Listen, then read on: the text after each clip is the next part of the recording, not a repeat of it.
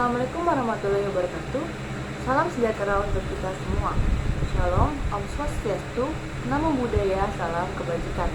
Perkenalkan, nama saya Filza Nabila. Saya adalah mahasiswi jurusan Psikologi Universitas Esa Unggul, Kampus Harapan Indah, Bekasi, dengan NIM 2021 0701 238. Adanya saya di sini, saya akan memberitahu Anda apa itu keterampilan berbicara formal. Bagaimana caranya kita berbicara formal, dan saya akan memberi contoh berbicara dalam konteks formal. Sebelumnya, saya akan memberitahu Anda apa itu yang dimaksud dengan berbicara. Berbicara adalah bentuk komunikasi dengan menggunakan media bahasa. Berbicara merupakan proses penuangan gagasan berbentuk ujaran-ujaran. Ujaran-ujaran yang muncul merupakan perwujudan dari gagasan, pikiran, perasaan menjadi wujud suatu ujaran. Lalu, apa yang dimaksud dengan berbicara formal? Berbicara formal adalah kegiatan yang terikat secara ketat oleh aturan-aturan, baik aturan-aturan berkaitan dengan kebahasaan maupun non-kebahasaan. Lalu, bagaimana sih cara kita berbicara formal? Berikut adalah tipsnya. Yang pertama, sudah menyiapkan materi terlebih dahulu dalam bentuk proyek. Pembahasan atau materi, apapun yang akan disampaikan, biasanya terdiri dari beberapa poin. Hal tersebut membantu Anda agar tak lupa dengan inti materi yang disampaikan pada saat berbicara di depan umum. Yang kedua, berusaha menjadi spontan. Dengan tips ini, Anda menjadi lebih percaya diri, terlihat lebih menarik, dan dirasa menguasai bahan presentasi. 3. Jangan lupa berinteraksi terhadap audiens. Ingatlah bahwa seorang public speaker yang baik ialah seorang yang bisa membawa audiens masuk ke dalam pembahasannya. Yang keempat, menciptakan humor bila perlu. Siapa bilang berbicara di depan umum dengan materi yang formal tidak bisa menyebabkan humor? Jangan terlalu kaku ketika sedang dalam keadaan formal, karena biasanya mereka yang menerima presentasi akan lebih mudah lupa akan isi presentasi dan berlalu begitu saja. Namun, bukan berarti Anda juga bisa memberikan jokes yang asal-asalan ya. Yang kelima, pelajari dan perkuat cerita Anda. Hal ini bertujuan untuk meyakinkan audiens tentang materi yang Anda sampaikan. Yang keenam, pastikan Anda sudah paham benar dengan materi, sehingga bisa melakukan improvisasi. Improvisasi merupakan keahlian yang pentingnya harus dimiliki seorang pembicara. Yang ketujuh, membangun kredibilitas Anda sebagai seorang pembicara. Berbicara di depan umum terkadang tidak hanya tentang presentasi apa yang diberikan, namun juga mengenai siapa Anda yang menjadi seorang pembicara tersebut. Yang ke-8, berbicara dengan bahasa yang jelas. Materi atau presentasi yang diberikan seorang pembicara akan terasa tidak menyentuh dan sulit dipahami jika pembicara tersebut tidak menggunakan bahasa yang jelas. Yang ke-9, jangan lupa pentingnya time management. Biasanya, seorang pembicara diberitahu berapa lama waktu yang disediakan, maka pembicara harus memanage materi dengan waktu yang diberikan. Yang ke-10, menggunakan intonasi yang berbeda akan sangat membantu audiens untuk memahami materi yang Anda sampaikan. Yang ke-11, bahasa tubuh juga tidak kalah penting dari intonasi.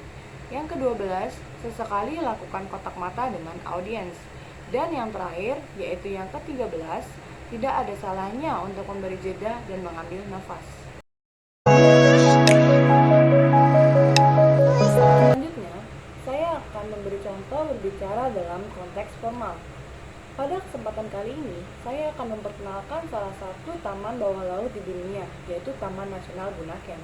Banyak yang bilang, bila Indonesia adalah negara yang kaya raya, tidak hanya sumber dayanya saja, melainkan alamnya pun juga kaya akan pesona yang tidak bisa didustakan. Banyak yang bilang pula, jika ingin mengenal negeri ini, maka harus mengenal dunia bawah laut yang menjadi identitas Indonesia. Taman Nasional Bunaken yang terletak di sebelah kota Manado, lebih tepatnya di Provinsi Sulawesi Utara, negara Indonesia. Objek wisata ini merupakan perwakilan dari ekosistem perairan tropis negara Indonesia, yang terdiri berbagai macam jenis, beberapa diantaranya seperti ekosistem ikan bakau, padang lamun, terumbu karang, dan ekosistem daratan atau pesisir. Destinasi wisata yang berada di Sulawesi Utara ini memiliki luas area 75.265 hektar yang merupakan Taman Laut Nasional Bunaken Di dalamnya termasuk Taman Nasional Pulanain, Pulau Manado Tua, Pulau Siladen, Pulau Matehage, serta pulau-pulau kecil lainnya yang berada di sekitarnya. Dari jumlah total penduduk yang ada di sekitar 21.000 penduduk. Namun Bunaken merupakan nama sebuah pulau di kawasan dekat Manado yang mana keindahan lingkungan bawah lautnya memang terkenal mempesona dan menjadi surga bagi para penghobi selam atau snorkeling. Taman Nasional Bunaken memiliki keindahan bawah laut yang mempesona. Di antaranya terdapat 390 spesies terumbu karang, 3.000 spesies ikan, spesies alga, dan spesies rumput laut.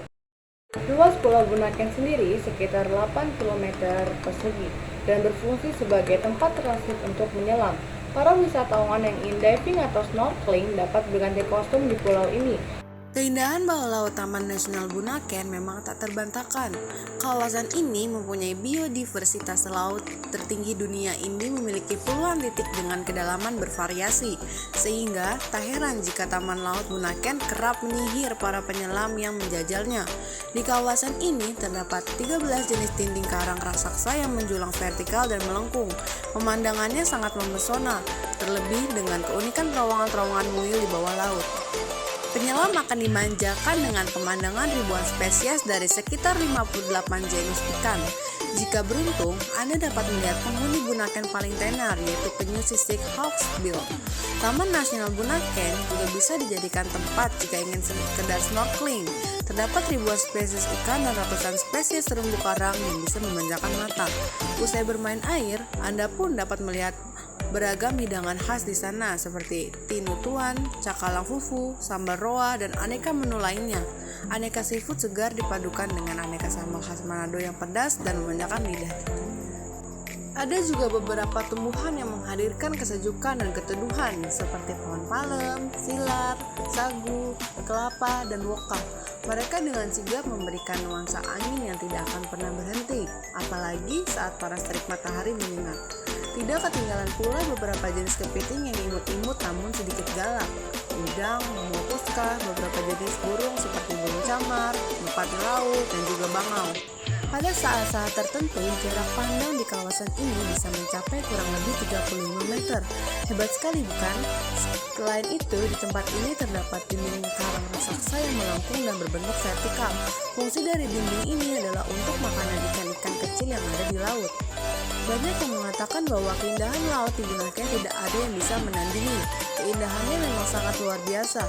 Semua titik penyelaman di dunia bisa kalah bila dibandingkan di kawasan ini. Oleh karena itu, banyak wisatawan mancanegara yang datang untuk membuktikan sendiri keindahannya. Tidak hanya pesona bawah lautnya yang terkesan sangat ramah, penduduknya pun juga terkenal sangat ramah serta murah senyum. Sebagian besar dari mereka pandai dan fasih berbahasa Inggris sebagai salah satu bahasa yang digunakan untuk menyapa wisatawan mancanegara. Spot menyelam terbaik di Indonesia. Tak perlu kaget melihat banyak wisatawan yang melakukan aktivitas seperti snorkeling atau diving di Bunaken. Tempat ini memang disebut-sebut sebagai salah satu destinasi menyelam terbaik di Indonesia. Ada puluhan spot yang jadi titik penyelam terbaik di Taman Laut ini. Namun, yang paling jadi favorit adalah Bunaken Timur, Mandolin, Reruntuhan Kapal, dan Puncak Barakuda. Pesona bahari di sudut ini selalu bisa membuat siapapun terpukau dan tercengang. Taman Laut Bunaken ini ditemukan sekitar tahun 1975 oleh Nusantara Diving Club atau NDC. Kawasan dengan luas 75.265 hektar ini baru benar-benar diresmikan sebagai taman laut pertama di Indonesia pada tahun 1991. Semakin lama, pengunjung yang datang ke tempat ini kian bertambah. Selain traveler, kalangan peneliti biota laut juga selalu datang ke sana. Hingga akhirnya, UNESCO pun menetapkan surga bawah laut ini sebagai situs warisan dunia pada tahun 2005. Tujuannya tentu saja agar keindahan dan kelestarian taman tersebut senantiasa terjaga. Tempat spesies fauna yang unik dan langka. Tidak cuma terumbu karang, Bunaken juga dikenal sebagai tempat hidup fauna laut yang unik dan langka. Ada 3.000 jenis ikan, reptil, moluska, dan mamalia laut yang hidup di sana. Kalau dihitung-hitung, berarti lebih dari 50% spesies ikan yang ada di Bunaken. Kalau kamu beruntung, kamu bisa loh berjumpa dengan penyu, ikan barakuda, ikan pari elang, ikan purba raja laut, hingga lumba-lumba di taman laut ini. Sekian informasi yang dapat saya sampaikan, kurang lebihnya mohon dimaafkan. Atas perhatiannya saya ucapkan terima kasih. Wassalamualaikum warahmatullahi wabarakatuh.